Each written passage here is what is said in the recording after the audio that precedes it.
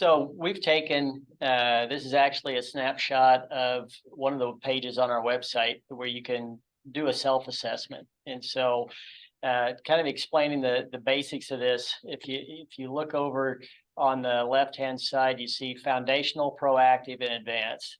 We consider everything that applies to you in the red section, foundational, as the base foundation. If you don't have everything in here that applies to you, then your foundation is bad, and even putting some of the higher up pieces in place won't be as good because you don't have the foundation.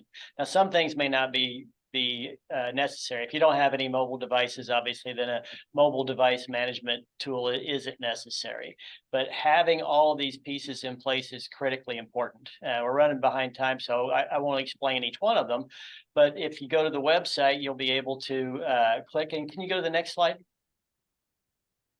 You'll be able to click, and when you click on one of the cells, it's going to pop up questions for you to answer. And depending on how you answer them, you get a different score. And so you can see someone has answered enough. Every place there's a green check mark, someone has answered a question. They may have answered it where I don't have that, and therefore your score is lower. But for example, we're looking at the zero trust piece, and if you think you have it, but you don't know to what extent, that's good. But if you know you have clearly defined and enhanced and enforced rather acceptable use policies, which is a critical part of zero trust, who can use what and how can they use it has to be defined to know how to limit what they can use.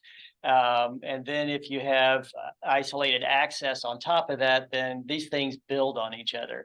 And so as you look through each one of these pieces, they are a foundation. And can you go back one slide so I can see the whole piece? They work as a foundation to minimizing risk. If you don't have MFA and you have RDP exposed, you lack a lot of zero trust, and you are at risk of somebody getting in. And when they get in, they can do a tremendous amount of damage. And so I think the most intimidating part of this of cybersecurity is the number of pieces of things that you have to look at to truly be secure. The number of different things that you have to monitor. For example, if you have SaaS applications hosted, how do you monitor their logs, and how do you keep that safe? Do you have personally identifiable information? How are you monitoring your LAN? Do you monitor your staff? I think I heard it's less risky inside of a small business environment to monitor the staff, but I've had instances where staff were stealing a lot of money, and knowing what they're doing, sending out an email with resumes attached, for example, or sending out emails that has your financial statements on them, different things like that, this type of monitoring can happen. But the key is the layers of protection. And so getting the foundation right is absolutely critical. If you don't do that, you're at high risk and you are going to get hacked at some point. Proactive, if you've got a lot of value in your digital environment, in your operational environment, relying on your computer systems, you need a lot of the proactive pieces.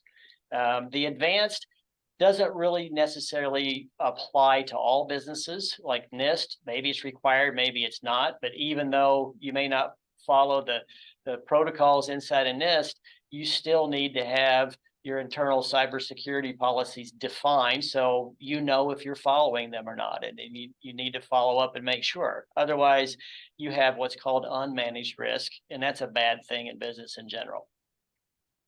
Tim, I love the penetration testing at the top. It reminds me, I used to field calls from people that would ask for a penetration test, and then after a brief discussion, I'd find out, well, you don't have all this other stuff. I'd love to sell you a penetration test. But you have to do all this other stuff first, then we'll do it. That's right. If you don't have all these things in place down here, all the penetration test is going to tell you is go put these things in place down here. So the penetration test will last 10 minutes, right, Tim? That's right. You failed. And so if you want to go to the website, we've got a place. We'll show you in another slide in a little bit about how to get to the website. You can take the test. It'll send you an email back with your results on there. If you'd like to talk with me about, or one of my people about how to fill out the questionnaire, what do the results mean, what should your next steps be, and then if you from there you want to schedule a more professional third-party driven vulnerability assessment, we can facilitate that for you as well.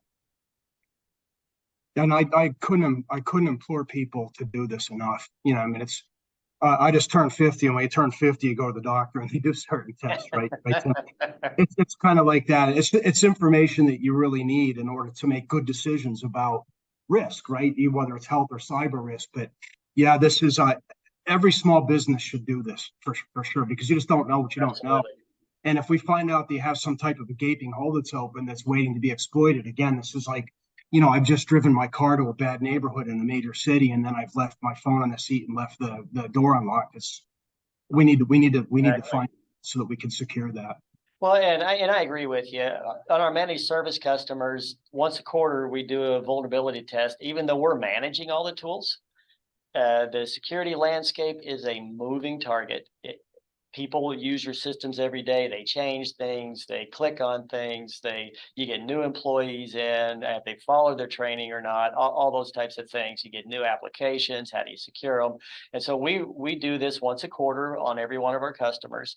And from there, we have a remediation list that is targeted for future efforts through the managed security process to constantly know where our risk is.